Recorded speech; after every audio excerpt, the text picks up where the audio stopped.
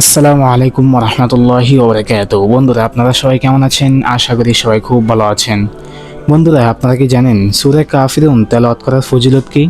তো চলুন আজকের ভিডিওতে আমরা তা জানবো। সূরা কাফিরুনের কয়েকটি ফজিলত রয়েছে। হাদিসে এসেছে সূরা কাফিরুনের মর্যাদা হচ্ছে কোরআন শরীফের 1/4 মর্যাদার সমান। অর্থাৎ কেউ যদি সূরা কাফিরুন 4 বার তেলাওয়াত করে তাহলে তার 1 খতম কোরআন শরীফের সওয়াব পেয়ে যাবে। দ্বিতীয় ফজিলত হচ্ছে একবার এক সাহাবী এসে রাসূল পাক সাল্লাল্লাহু আলাইহি ওয়াসাল্লামকে জিজ্ঞেস করলো, হুজুর, আমি রাত্রে ঘুমানোর সময় কি আমল করতে পারি?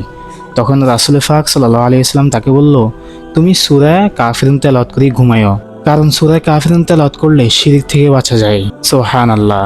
তো বন্ধুরা, আমরা সূরা কাফিরুন তেলাওয়াত করব, তাহলে আমরা শিরক থেকে বাঁচতে পারবো, এবং যদি আমরা 4 বার তেলাওয়াত করি তাহলে কোরআন শরীফ 1 খতম করার সওয়াব পেয়ে যাব। সুবহানাল্লাহ। এই ভিডিওটি অন্য কেউ শেয়ার করে দিয়ে তাকে এই বিষয়টি জানার সুযোগ করে দিন।